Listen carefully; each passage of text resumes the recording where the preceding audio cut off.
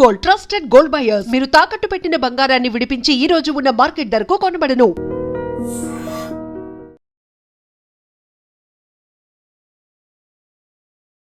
నమస్తే, నేను Kavitha. Welcome to I Dream News and నిజాలు.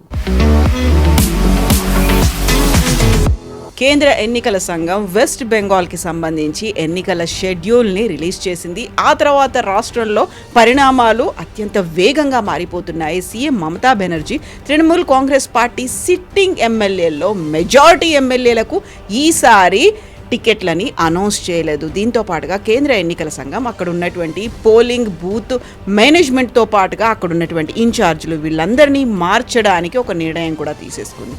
నెక్స్ట్ ఏం జరగబోతోంది, ఎన్నికల్లో ఫలితాలు ఎలా ఉంటున్నాయి, పార్టీల స్ట్రాటజీలు ఏంటి? మనతో పాటుగా ఉన్నారు సీనియర్ జర్నలిస్ట్ సురేష్ కచతిల్ గారు. సార్ నమస్తే.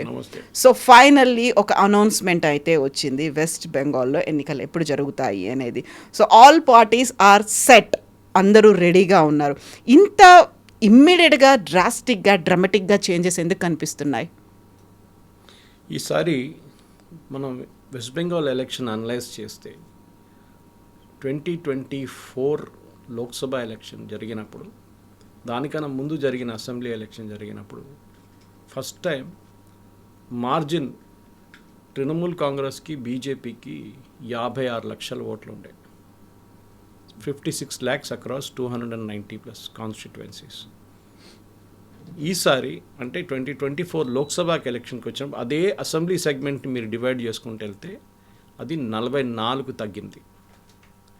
అంటే మీరు 280+ కాన్స్టిట్యువెన్సీకి డివైడ్ చేస్తే అది 14,000 ఓట్లు పర్ కాన్స్టిట్యువెన్సీ యావరేజ్. కొన్ని ఎక్కువ ఉండొచ్చు, కొన్ని తక్కువ ఉండొచ్చు, కానీ యావరేజ్ 14,000. ఇప్పుడు అక్కడ జరిగిన ఎస్ఐఆర్ ప్రాసెస్లో మనం చూస్తే ఆల్మోస్ట్ 66 లక్షల మందిని తీసేశారు. ఇంకొక 60 లక్షల మంది డౌట్ఫుల్ కేటగిరీలో ఉన్నారు. దాంట్లో అజ్యూమింగ్ ఇంకా నడుస్తుంది, అది ఎలక్షన్ నామినేషన్ వేసేదాకా రోజు దాకా దాని ప్రాసెస్ జ్యుడిషియల్ ఆఫీసర్స్ చూసుకుంటున్నారు. అజ్యూమ్ చేద్దాం ఒక 50% తీసేస్తారంటే 90 లక్షలు 95 లక్షలు క్లోజ్ టు 1 కోటి మంది లిస్ట్ నుంచి బయటకు వెళ్ళిపోతారు. The same figure is there in Tamil Nadu, same figure గుజరాత్లో 2 కోట్లు, ఉత్తరప్రదేశ్లో దానికన్నా ఎక్కువ 3 కోట్ల దగ్గరకు ఉంది. ఇట్లాంటి పరిస్థితి చూస్తే వెస్ట్ బెంగాల్లో మమతా బెనర్జీకి భయం ఏంటంటే ఈ 14 లక్షల మంది ఒక 14,000 ఓట్లు ఒక కాన్స్టిట్యున్సీలో పోతే 1 కోటి మందిని తీసేస్తే ఆమె ఎలక్షన్ ఇంపాక్ట్ అవుతుంది. రెండవది ఆమెకు ప్రాబ్లం ఎక్కడ వచ్చిందంటే ఆమె మినిస్టర్స్ కానివ్వండి, మనకు తెలుసు అక్కడ జరిగిన స్కామ్లు అంతా తెలుసు. స్కూల్ రిక్రూట్మెంట్ స్కామ్ ఒకటి జరిగింది, చిట్ ఫండ్ స్కామ్ దానికన్నా ముందు జరిగింది. సో అక్కడున్న ఎమ్మెల్యేలకు వ్యతిరేకంగా మమతా బెనర్జీ వ్యతిరేకంగా యాంటీ ఇన్కంబెన్సీ ఉండకపోవచ్చు, కానీ అక్కడున్న ఎమ్మెల్యేలు వ్యతిరేకంగా చాలా యాంటీ ఇన్కంబెన్సీ ఉంది. మీరు ఇప్పుడు చూడండి 74 మందిని డ్రాప్ చేశారని చెప్పారు. లాస్ట్ టైం మీకు గుర్తుంటుంది, నందిగ్రామ్ నుంచి పోటీ చేస్తారు మమతా బెనర్జీ, ఒకసారి ఓడిపోయారు. సువేందు అధికారి బీజేపీ అపోజిషన్ లీడర్, ఇప్పుడు అపోజిషన్ లీడర్ ఓడించారు. మమతా బెనర్జీ ఈసారి భవానీపూర్ నుంచి పోటీ చేయబోతున్నారు. She's change their constituency. అంటే ఆమె ఎప్పుడు 2 కాన్స్టిట్యున్సీ పోటీ చేస్తుంది, ఎందుకంటే ఏదైనా ఒకటి కౌంటర్మెంట్ అయితే ఇంకో కాన్స్టిట్యున్సీ గెలవచ్చు అని చెప్పి. 74 మందిని ఎందుకు డ్రాప్ చేశారని అడిగితే డెఫినెట్గా దాంట్లో చాలా మటుకు యాంటీ ఇన్కంబెన్సీ ఉన్న ఎమ్మెల్యేలు ఉన్నారు. వీళ్ళు పని చేయలేదు, వీళ్ళు అక్కడున్న వాళ్ళ ఎమ్మెల్యే పొజిషన్ సరిగా వాడుకోలేదంటే ఫండింగ్ తీసుకురాలేదు, అక్కడున్న ప్రజలకున్న సమస్యలు చూసుకోలేదని ఆమెకు ఫీడ్బ్యాక్ వచ్చింది. మమతా బెనర్జీ ఇప్పుడు ఏం యూజ్ చేస్తున్నారంటే ఒకటే ఎస్ఐఆర్ ప్రాసెస్లో ఆమె సుప్రీంకోర్టుకి వెళ్ళింది, మేము మీకోసం పోరాడాము, మీకోసం నేను ధర్నాలో కూర్చున్నాను, ఎస్ప్లెనేడ్లో కూర్చున్నాను, నేను ప్రజల కోసమే చేస్తున్నాను అన్నీ అని చెప్పి ఒక ఇమేజ్ క్రియేట్ చేస్తుంది. ఇంకోటి మెయిన్ ఇమేజ్ ఏంటంటే ఆమెది అక్కడ ఉన్న మన మహారాష్ట్రలో శివసేన చేసే అదే స్ట్రాటజీ. అంటే మరాఠీ మానూస్ అక్కడ ఉంటే ఇక్కడ బెంగాలీ ఐడెంటిటీ గురించి మాట్లాడుతున్నారు. బీజేపీలో ఉన్న వాళ్ళందరూ బయట నుంచి వచ్చిన వాళ్ళు అని ఒక క్యాంపెయిన్. అంటే వాళ్ళు ఉన్నారు అందరూ సువేందు అధికారీస్ బెంగాలీ, కానీ ఆమె అమిత్ షా కానీ మోదీ గారు వీళ్ళ అవుట్ సైడర్స్, మనమేమో బెంగాలీలము, మన కోసం ఓటేసుకోవాలి, బయట వాళ్ళకి ఎందుకు ఓటేయాలని చెప్పి బీజేపీ వ్యతిరేకంగా ఒక క్యాంపెయిన్ నడిపిస్తుంది. మమతా బెనర్జీకి ప్రాబ్లం ఏంటంటే 2 ఉన్నాయి. ఒకటి బీజేపీ కాడర్ బేస్డ్ ఒక మిలిటరీ స్టైల్ లీడర్షిప్ ఉంటుంది, పైనుంచి కింద దాకా ఒక ఆర్డర్ ఇచ్చేస్తే, అమిత్ షా ఆర్డర్ ఇస్తే కింద దాకా పనిచేస్తారు, రన్నా ప్రముఖుల దాకా కష్టపడి పనిచేస్తారు. ఆమెకి అది లేదు. ఆమె దగ్గర ఉందంటే ఫుడ్ సోల్జర్స్ అనేది వెళ్ళి కొట్టరా అంటే కొట్టడానికి మనుషులు ఉన్నారు, కానీ పని చేయరా అంటే పని చేయడానికి మనుషులు లేరు వాళ్ళ దగ్గర. చాలా వైలెంట్ క్యారెక్టర్స్. ఆర్జీ కార్ హాస్పిటల్లో జరిగిన ఆ బలాత్కారం, మెడికల్ కాలేజ్ జరిగిన బలాత్సంగం, ఆ కేసు ఒకటి, రేప్ కేసులో చాలా మట్టుకు మమతా బెనర్జీ ఇమేజ్ దెబ్బతిన్నది అక్కడ. దాంట్లో దాన్ని కవరప్ చేయడానికి ట్రై చేశారు. దాని తర్వాత ఫ్యామిలీని హెరాస్ చేశారు. దాని తర్వాత సుప్రీంకోర్టు వచ్చారు. సుప్రీంకోర్టు నుంచి మళ్ళీ కలకట్టా హైకోర్టుకి వెళ్ళింది. ఇప్పుడు ఆ కేసు ఎక్కడుందో తెలియదు మనకి. 1 year కూడా దాటిపోయింది. గుర్తు పెట్టుకుంటారంటారు అక్కడ ఏం జరిగింది. పబ్లిక్ మెమరీ షార్ట్ ఇండియాలో. ఆ ఫ్యామిలీకి గుర్తుంటుంది, వాళ్ళ జీవితం మొత్తం మర్చిపోరు వాళ్ళు, కానీ మనం మర్చిపోతాం. So law and order is a big issue in west Bengal. ఒకటి బీజేపీ ఏం పైకి తీసుకొస్తున్నారంటే, బీజేపీ పుష్ చేసిన నేరేటివ్ అంటే బెంగాలీలు ఉన్నారు ఇక్కడ అంటారు. All are Bengalis. బట్ బయట నుంచి వచ్చేవాళ్ళు, అక్కడి నుంచి వచ్చిన బంగ్లాదేశీలు ఇక్కడ వచ్చి బెంగాలీని మార్చేశారు మొత్తం అని చెప్పేసి. అది ఎప్పటి నుంచో నా ఆరోపణ, ఇప్పుడు కాదు. అస్సాం వైపు కూడా మనకు తెలుసు, బద్రుద్దీన్ అజ్మల్ వాళ్ళ పార్టీ ఏఐయుడిఎఫ్ ఉంది అక్కడ. ఇక్కడేమో వెస్ట్ మిద్నాపూర్ కానీ, అవుటర్ కల్కట్టా కానీ, మాల్డా, ముర్షిదాబాద్, ఇదంతా ఒక బంగ్లాదేశీ ఇన్ఫిల్ట్రేషన్తో వచ్చిన కేసు. వాళ్ళదే ఈసారి ఎలక్షన్లో చాలామంది బయటపడ్డారు. వాళ్ళ లిస్టులో వాళ్ళ పేరు లేదు. ఒకటి మతో కమ్యూనిటీ అనే కమ్యూనిటీ ఉంది, హిందువులు. వాళ్ళు బంగ్లాదేశ్ నుంచి వచ్చిన హిందువులు. వాళ్ళకు కూడా సిఏ మొత్తం ఇంప్లిమెంట్ చేయలేదు ఇంకా. ఇప్పుడు బీజేపీ లీడర్స్ ఇప్పుడు లేచి సడన్గా సిఏ మొదలుపెట్టారు. వాళ్ళకి ఎస్ఎంఎస్ఎస్ వస్తున్నాయి ఫోన్లో, దట్ యువర్ సిటిజన్షిప్ అప్రూవల్ ప్రాసెస్లో ఉందని చెప్పేసి. కానీ ఓటు వేయొచ్చా లేదా అనేది ఇంకా క్లారిటీ లేదు. ఒక 22 కాన్స్టిట్యువెన్సీలో పర్టికులర్ డిస్ట్రిక్ట్స్లో వీళ్ళు మెజారిటీలో ఉన్నారు మతో కమ్యూనిటీ. లాస్ట్ టైం బీజేపీ వీళ్ళు లైట్గా తీసుకున్నారు లాస్ట్ లోక్సభ ఎలక్షన్ 2024లో. అంటే వాళ్ళు క్లియర్గా చెప్పారు, మాకు సిటిజన్షిప్ ఇవ్వాలి. సిటిజన్షిప్ అమెండ్మెంట్ యాక్ట్ తీసుకొచ్చి 5 సంవత్సరాలు అవుతుంది, దాన్ని నోటిఫై చేయలేదు. అంటే రూల్స్ తీసుకురాలేదు. మీకు గుర్తుంటుంది, ఆల్మోస్ట్ 4.5 సంవత్సరాలు రూల్స్ నోటిఫై చేయలేదు. అది ఎందుకు చేయలేదో తెలియదు. దాని మేజర్ ఇంపాక్ట్ ఈ కమ్యూనిటీ మీద పడ్డది. సో వాళ్ళు 20, 30, 40 సంవత్సరాల నుంచి సిటిజన్షిప్ లేకుండా ఉంటున్నారు వెస్ట్ బెంగాల్లో. కొంతమంది వెస్ట్ బెంగాల్ నుంచి మిగతా స్టేట్స్ కూడా వెళ్ళిపోయారు. వాళ్ళు ఏం చేశారు, లాస్ట్ 2024 ఎలక్షన్లో బీజేపీని ఒక లెసన్ నేర్పిద్దాం, వీళ్ళు ఇంత లైట్ తీసుకున్నారని చెప్పి బీజేపీ వ్యతిరేకంగా ఓటేశారు.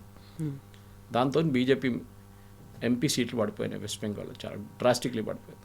మహారాష్ట్ర, ఉత్తరప్రదేశ్, వెస్ట్ బెంగాల్, ఈ 3 రాష్ట్రాల్లో బీజేపీ ఇమేజ్ చాలా పెద్ద దెబ్బతిన్నాయి. I mean number of seat తగ్గింది. దానికోసం BJP on their own majority రాలేదు.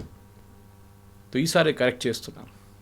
అమిత్ షా గారు ముందే వెళ్ళారు, అక్కడ వెళ్ళి మాట్లాడి, నేను చెప్పాను చూడండి, అందరికీ ఎస్ఎంఎస్లు పంపిస్తున్నారు, అప్పుడు మీ సిటిజన్షిప్ అప్రూవ్ అయింది, మీకు సర్టిఫికేట్ కొన్ని రోజులు ఇచ్చేస్తున్నాను అని చెప్పి. కానీ దాంతో బీజేపీ ఈ 25 సీట్లు గెలుస్తారా, ఎక్స్ట్రా సీట్లు గెలుస్తారని చూడాల్సింది. ఇప్పుడు మమతా బెనర్జీ ఏమంటుందంటే, మేము 225 సీట్లు గెలవడానికి మేము ట్రై చేస్తున్నాం, గెలుస్తామని చెప్తున్నారు ఆమె.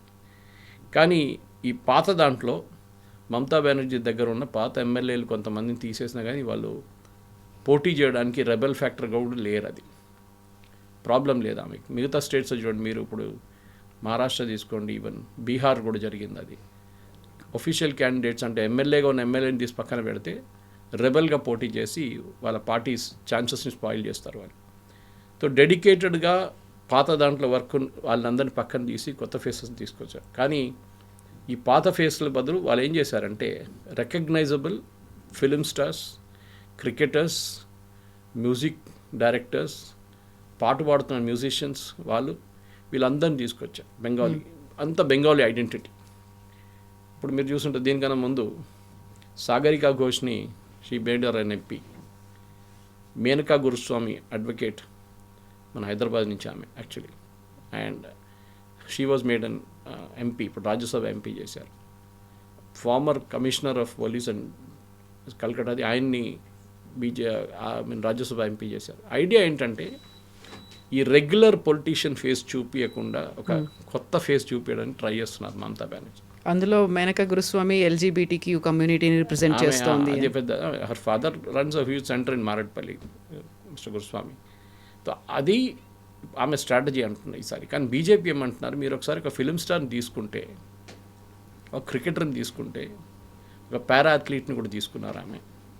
వాళ్ళు ఏమవుతుందంటే వాళ్ళ రెగ్యులర్ దానికి వెళ్ళిపోతారు, ఎమ్మెల్యేగా ఉండడానికి ఎవరు ఉండరు అక్కడ చూడడానికి, అక్కడ పబ్లిక్కి సర్వ్ చేయడానికి ఎవరు లేరని ఒక ఆరోపణ వస్తుంది అనమాట. అట్లాంటి పరిస్థితుల్లో ఇన్ఫ్యాక్ట్ అదే నేను చెక్ చేసుకుంటూ వెళ్ళిపోతుంటే కూడా ఎందుకు మమతా బెనర్జీ ఇట్లాంటి కొత్త ఫేసెస్ని ఎందుకు తీసుకొచ్చారు అనేది ఒక పెద్ద ప్రశ్నగా వస్తుంది అనమాట. సో వాళ్ళకు ఉన్నటువంటి స్టార్డమ్ కావచ్చు, లేకుంటే ఫాలోయింగ్ని వాళ్ళు ఫ్యాన్స్ని యూస్ చేసుకోవచ్చు అనేది కరెక్ట్. మమతా బెనర్జీ ఒక్క మాట మనం గుర్తుపెట్టుకోవాలి, వెల్ఫేర్ మెజర్స్లో షీఈ్ అ ఛాంపియన్. మీరు బహుశా శివరాజ్ సింగ్ చౌహాన్ గారు చేసిన లాడ్లీ బెహన్ కానీ మిగతా స్కీమ్లు, ఈవెన్ దేవేందర్ ఫడ్నవీస్ గారి ఎలక్షన్, దానికన్నా ముందు మమతా బెనర్జీ ఇట్లాంటి స్కీమ్లు వెస్ట్ బెంగాల్లో మొదలుపెట్టింది. అది ఆమెకు చాలా పనికి వచ్చింది. లాస్ట్ టైం ఎలక్షన్లో కూడా 215 సీట్లు గెలిచారు వాళ్ళు లాస్ట్ అసెంబ్లీ ఎలక్షన్. ఇప్పుడు వస్తున్న opinion polls I'm really surprised. ABP అనగానే ఒక యాంటీ మోదీ ఛానల్ అని చెప్పొచ్చు వాళ్ళు, బెంగాల్ బెస్ట్ ఆనంద్ బజార్ పత్రిక వాళ్ళ దాంట్లో కూడా మన వచ్చిన సర్వేలో almost neck to neck race చూపిస్తున్నారు బీజేపీ మమతా బెనర్జీకి. అది అర్థం కావట్లేదు ఎందుకని. అది బహుశా ఇదే ఉండొచ్చు, ఈ 1 కోటి మందిని ఓటర్ లిస్ట్ని తీసేస్తే మమతా బెనర్జీ ఎలక్ట్రల్ బ్యాలెన్స్ తప్పిపోతుంది కంప్లీట్గా. బహుశా అదే జరుగుతుంది. ఇంకోటి ప్రాబ్లం ఏంటంటే మమతా బెనర్జీకి ఉన్న సపోర్ట్ అంతా ఈ ముస్లిం బెల్ట్లో ఉన్న దానికి ఎగ్జాక్ట్ ఆపోజిట్ నార్త్ బెంగాల్లో ఉంది. అది మీరు సిలిగుడి తీసుకోండి, లేకుంటే డార్జిలింగ్ తీసుకోండి, మిగతా ఏరియాస్లో ఫార్మర్లీ గోర్ఖాల్యాండ్ అజిటేషన్ నడిచే ప్లేస్లో అన్నీ అక్కడ బీజేపీకి బాగా పట్టుంది. అక్కడ కూడా ఒక కన్సాలిడేషన్ ఆఫ్ హిందూ ఓట్ ఒకటి వైపు నడుస్తుంటే కన్సాలిడేషన్ ఆఫ్ ముస్లిం ఓట్ ఇంకో వైపు నడుస్తుంది. దీని నడిమిట్లో కాంగ్రెస్ సిపిఎం ఉన్నారు, కానీ వాళ్ళు ఎక్కడ లేకుండా పోయారు. వాళ్ళు లాస్ట్ టైం కూడా 0 సీట్స్ వాళ్ళిద్దరికి. ఈసారి మేము సపరేట్గా పోటీ చేస్తామని చెప్తున్నారు ఇద్దరు. అప్పుడు కూడా వాళ్ళకి ఎక్కువ ఓటు రావు. మనం గుర్తుపెట్టుకోవాలి, ఈ వెస్ట్ బెంగాల్ అనే ఒక స్టేట్ ఆల్మోస్ట్ 34 సంవత్సరాలు జ్యోతిబాసు, దాని తర్వాత బుద్ధదేవ్ భట్టాచార్య ముఖ్యమంత్రిగా పరిపాలించిన ఈ స్టేట్ ఇది. ఆ స్టేట్లో ఇప్పుడు సిపిఎంకి ఒక్క సీటు కూడా రావట్లేదు. అది ప్రాబ్లం. ఓటింగ్ స్ప్లిట్ కావట్లేదు, which is a good thing. దానికోసం మీరు చూడండి, ఏ సీట్ అయినా కానీ మీరు ఫస్ట్ టైం మమతా బెనర్జీ ఎలక్షన్కి వచ్చినప్పుడు బీజేపీ 3వ స్థానం 4వ స్థానం ఉండే మోస్ట్ ఆఫ్ ద కాన్స్టిట్యుయెన్సీస్. అక్కడి నుంచి నెక్స్ట్ ఎలక్షన్కి వచ్చేదాకా బీజేపీ 3వ స్థానానికి వచ్చారు. అప్పుడు కాంగ్రెస్ సిపిఎం ఉన్నారు అప్పుడు కూడా. దాని తర్వాత నెక్స్ట్ ఎలక్షన్ అంటే లాస్ట్ ఎలక్షన్కి వచ్చిన తర్వాత కూడా బీజేపీ 2nd పొజిషన్కి వచ్చేసారు. చాలా కాన్స్టిట్యుయెన్సీ 64-70 సీట్లు గెలిచారు వాళ్ళు. కానీ బీజేపీ ఒక లెసన్ ఏం నేర్చుకున్నారంటే, నేను చెప్పాను 74 ఎంత గెలిచారు, ఇప్పుడు 65 అంత ఉందని. ఈ డిఫెక్టర్స్ని పార్టీలో తీసుకుంది, పార్టీకి పెద్దగా ప్రాబ్లం అయిపోయింది. ఒక కొత్త పార్టీ ఫామ్ చేస్తున్నప్పుడు, కొత్త పార్టీ అని కాదు, కొత్త ఒక స్టేట్లో మీరు ఇంపాక్ట్ క్రియేట్ చేయడం, మీరు అన్ని పార్టీల నుంచి తీసుకుంటారు. ఇప్పుడు మన దగ్గర ఈట్ల రాజేందర్ కానీ మిగతా వాళ్ళని బీజేపీ తీసుకున్నారు. దాని ఇంపాక్ట్ కనిపిస్తుంది ఇప్పుడు కూడా. బండి సంజయ్కి ఈట్ల రాజేందర్కి పడదు. అట్లాంటి చాలా పాలిటిక్స్ ఉన్నాయి ఇక్కడ. కొత్త వాళ్ళు వీళ్ళెవరు, కొత్త వాళ్ళు వీళ్ళు వచ్చింది, మొన్ననే వచ్చింది కదా డీకేఆర్నా కూడా అంతే అక్కడ. సో ఆ old guard versus new guard ఒక ప్రాబ్లం ఉంది. అందులో క్యాడర్ కూడా కలుసుకోవాలి అంటే కష్టం అవుతుంది, చాలా కష్టం. ఇన్ఫ్యాక్ట్ వెస్ట్ బెంగాల్ ప్రాబ్లం ఉంది బీజేపీకి. మీరు చూసుంటారు, బీజేపీ టికెట్ మీద గెలిచిన ఎంపీలు చాలామంది రిజైన్ చేసి టీఎంసీకి వెళ్ళిపోయారు. వాళ్ళు ముందు టీఎంసీని ఇక్కడికి వచ్చారు. వాళ్ళు మినిస్టర్ చేసిన యూనియన్ మినిస్టర్గా ఉన్న వాళ్ళు కూడా రిజైన్ చేసి టీఎంసీకి వెళ్ళిపోయిన కేసెస్ ఉంటాయి మన దగ్గర. ఆ పరిస్థితిలో ఈవెన్ సువేందు అధికారి తీసుకోండి, who the leader of opposition నా, ఆయన 2011 దాకా ఈ was TMC man, Congress leader ఉండేదంట. సో ఆయన్ని ఇప్పుడు లీడర్ ఆఫ్ ఆపోజిషన్కి కూర్చోబెట్టారు. బీజేపీలో తపన్ రాయ్ వీళ్ళందరూ ఉన్న టైంలో గుండి బీజేపీకి లీడర్లు ఎక్కువ, బెంగాల్లో ఫాలోవర్స్ తక్కువ ఉండే. కానీ ఇప్పుడు ఆ ప్రాబ్లం లేదు బీజేపీ.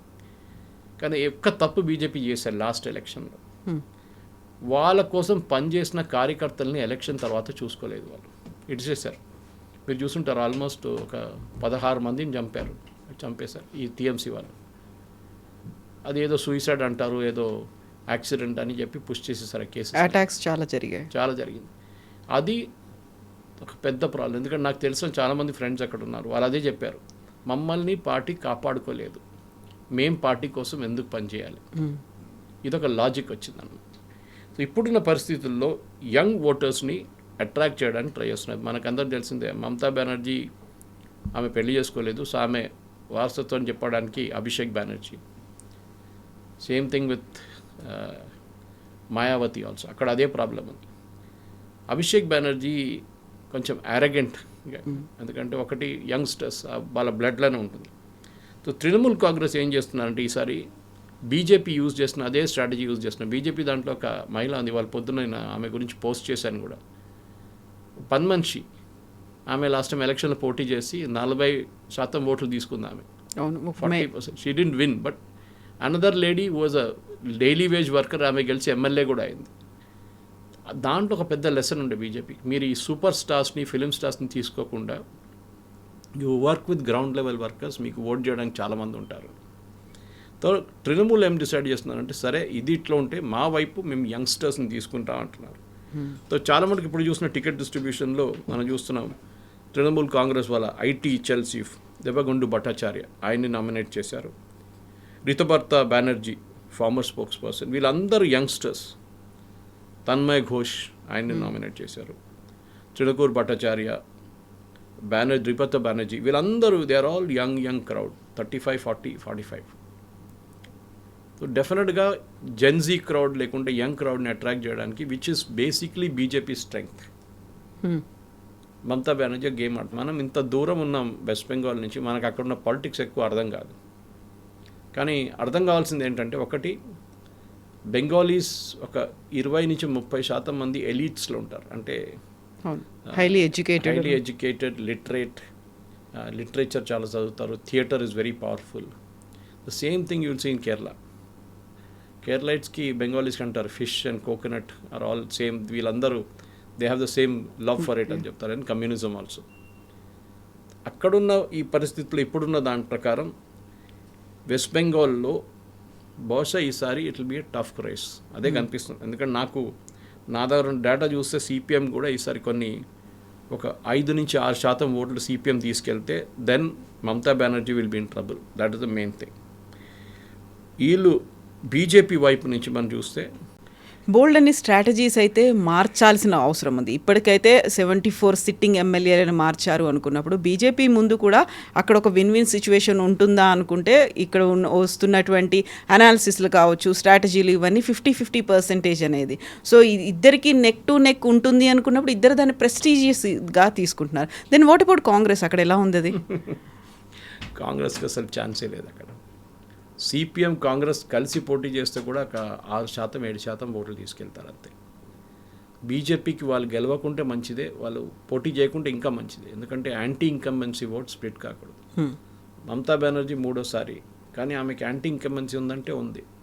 బట్ ఆమె ఏమంటుందంటే యాంటీ ఇన్కంబెన్సీ గవర్నమెంట్ వ్యతిరేకంగా కాదు, ఇండివిజువల్ ఎమ్మెల్యేస్. ఇప్పుడు చెప్పాను చూడండి, నేను ఇండివిజువల్ ఎమ్మెల్యేస్ వ్యతిరేకంగా నా ఎమ్మెల్యేస్ని మార్చేస్తే అయిపోతుంది. సో 2015లో 74 మంది ఎమ్మెల్యేస్ని తీసేశారు, విచ్ ఇస్ టెక్నికలీ ఆల్మోస్ట్ 1/3 కొత్త ఫేసెస్ని తీసుకొస్తున్నారు అన్నమాట.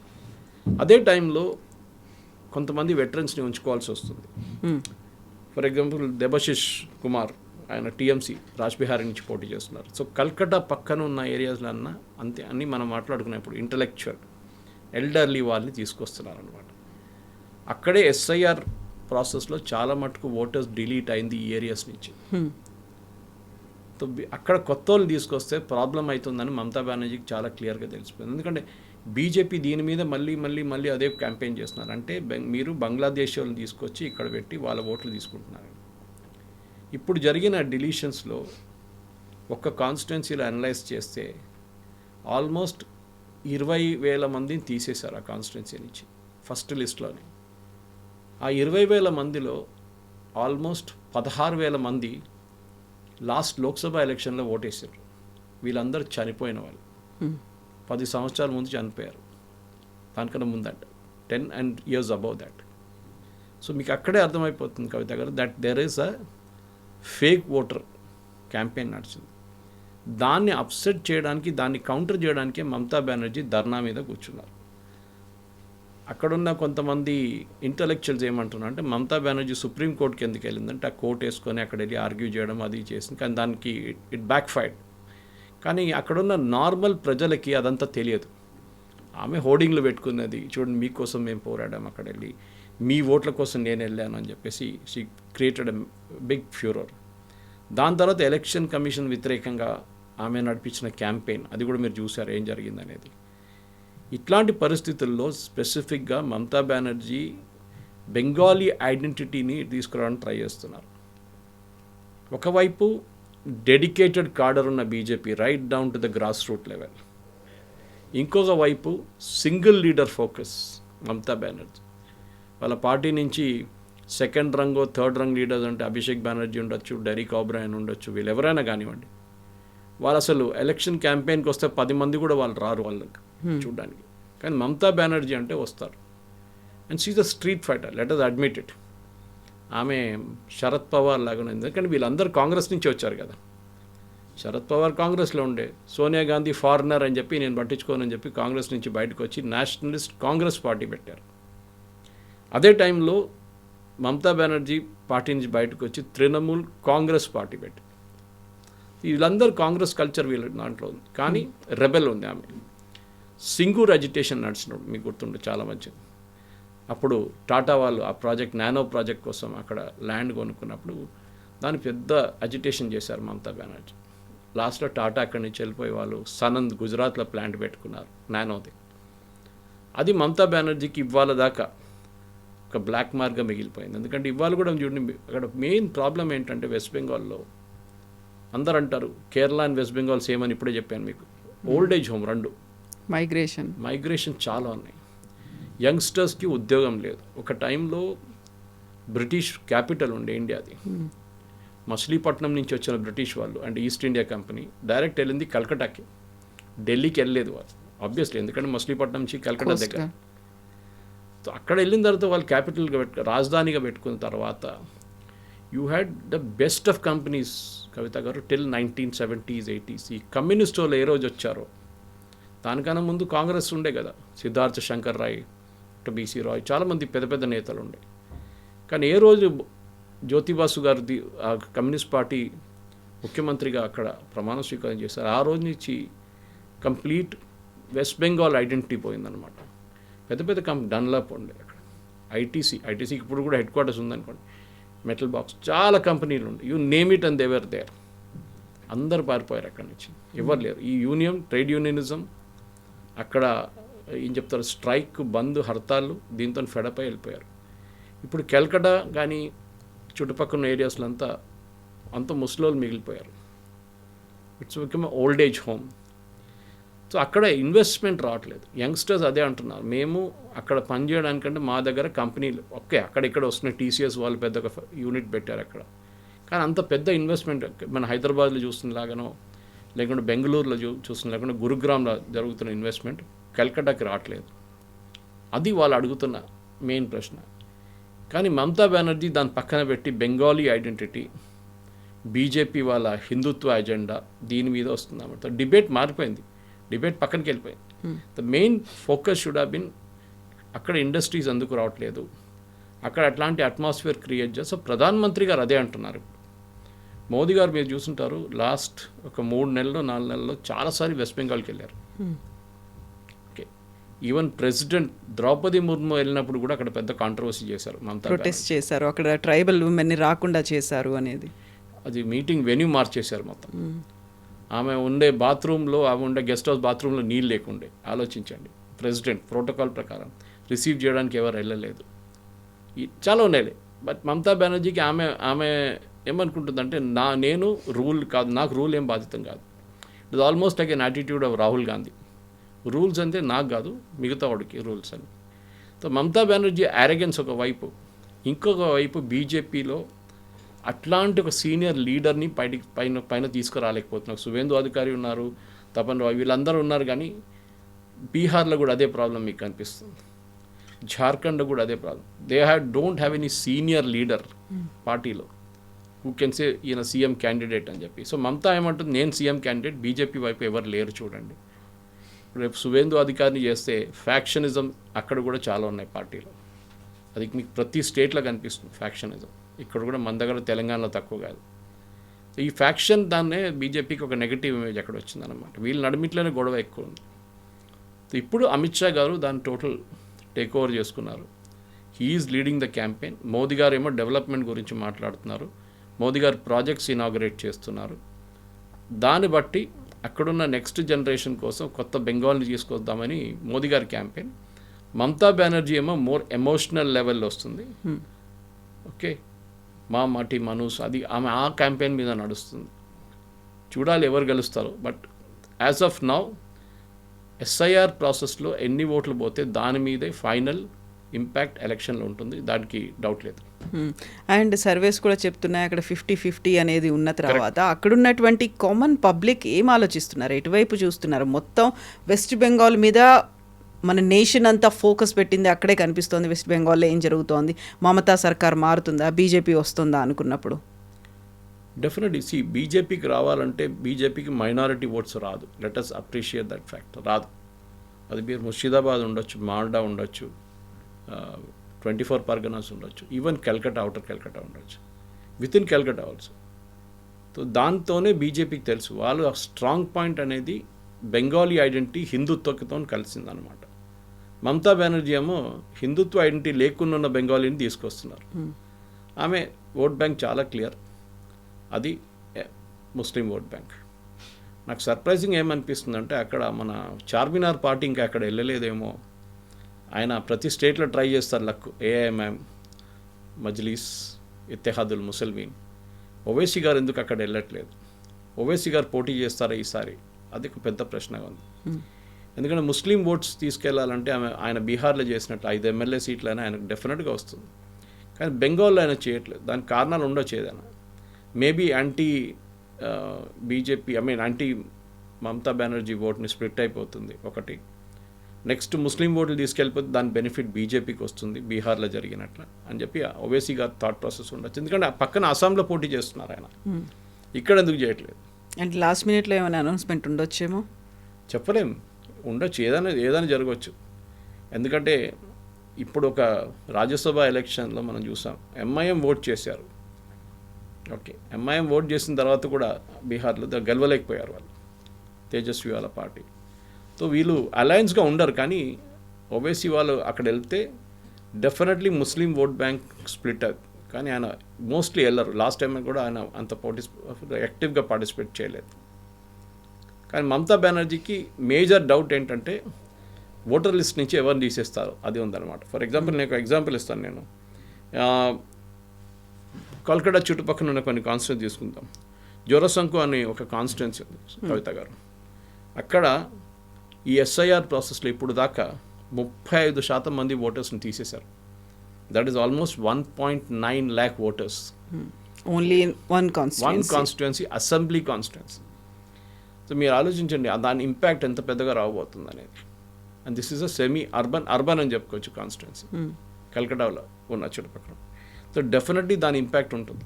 ప్రతి కాన్స్టిట్యున్సీలో మీరు చూసుకుంటే డిలీషన్స్ చాలా మటుకు వస్తుంది. 66,000, 1.9 lakh, 32%. మీకు చౌరంగి నుంచి కూడా అంతే 1.9 lakh ఓట్స్ తీసేశారు. సో డెఫినెట్లీ దాని ఇంపాక్ట్ రాబోతుంది. అక్కడ మమతా బెనర్జీ ఏం చేశారంటే నేను చెప్పినట్లు వాళ్ళ వెటరన్స్ని ఉంచుకున్నారు, అంటే పాత ఫేసెస్. సో దట్ కొత్త వాళ్ళు తీసుకొస్తే ప్రాబ్లం అవుతుంది, పాత వాళ్ళు పెట్టుకున్నారు. కానీ this complete thing SIR process మీద ఈసారి ఎలక్షన్ ఫైనల్ రిజల్ట్ రాబోతుంది. దాంట్లో if it is more than 1 crore దాని ఇంపాక్ట్ ఇంకోటి ఉంటుంది. 80 లక్షల దగ్గర ఆగిపోతే ఇంపాక్ట్ ఇంకోటి ఉంటుంది.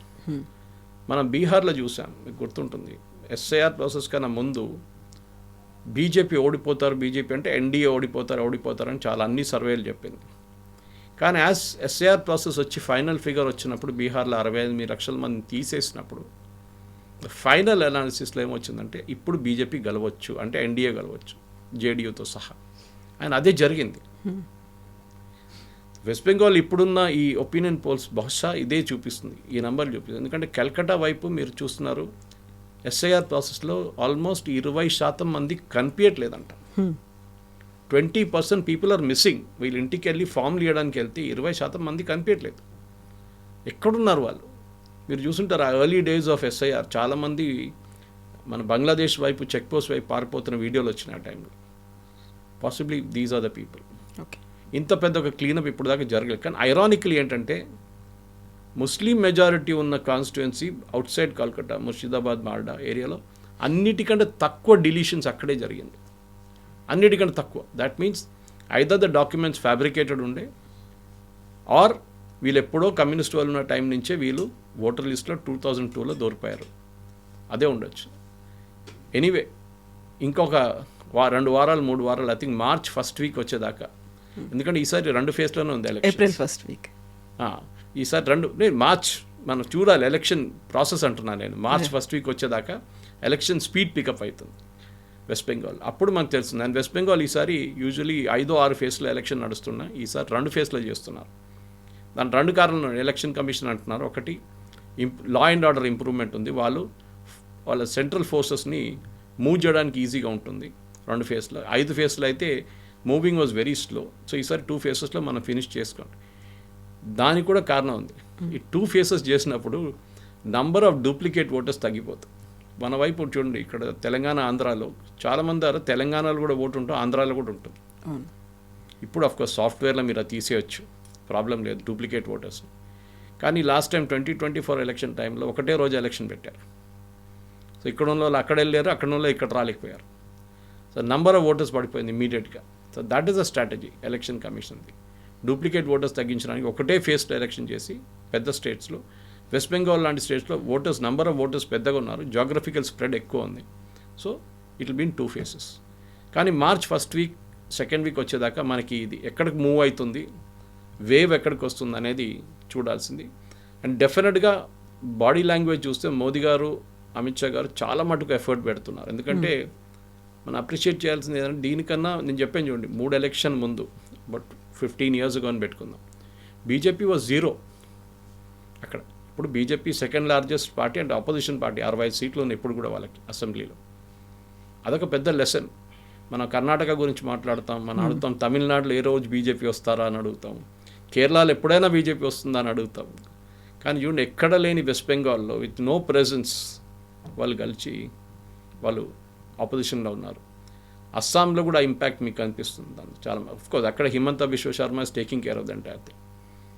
ఇదే ప్రాసెస్ మన బీహార్లో కనిపిస్తుంది. దానికోసం నితీష్ కుమార్ గారు అక్కడి నుంచి మాయమైపోయారు. సో బీజేపీ ఏం చేస్తుందంటే వాళ్ళ కన్సాలిడేషన్ ప్రతి స్టేట్లో వాళ్ళు కన్సాలిడేట్ చేస్తున్నారు. అండ్ వాళ్ళ మెషినరీని మెచ్చుకోవాలి. Out of the way that is ఒక ఆర్మీ లాగా పనిచేస్తారు వాళ్ళు. And that is BJP's biggest thing. చూడాలి. ఎనీ వెస్ట్ బెంగాల్ ఇంట్రెస్టింగ్గా ఉంటుంది. నేను ఆల్రెడీ అనాలిసిస్ మొదలుపెట్టాను. ఒక 23 కాన్స్టిట్యున్సీస్ అనాలిసిస్ అయిపోయింది లాస్ట్ 3 ఎలక్షన్స్ ఎట్లా జరిగిందని. బహుశా next week or the week after that మన ఛానల్లో మనం అది టెలివిజన్ ఒక స్క్రీన్లో ప్రజెంట్ చేయవచ్చు దాని గురించి details. Thank you. Yes sir, thank you so much sir. Thank you. నిజంగా ప్రస్తుతం ఉన్నటువంటి సమాజం దేనికి ప్రయారిటీ ఇస్తుంది? ఆర్థిక సంబంధాల చుట్టూ మాత్రమే తిరుగుతోంది. మళ్ళీ ఎన్నికలంగానే చాలా విరక్తి కలుగుతున్నాం. మంచి అనిపిస్తుంది కదా, లేడీస్ కూడా ఛాలెంజింగ్ జాబ్స్ చేసినప్పుడు చాలా బాగుంటుంది.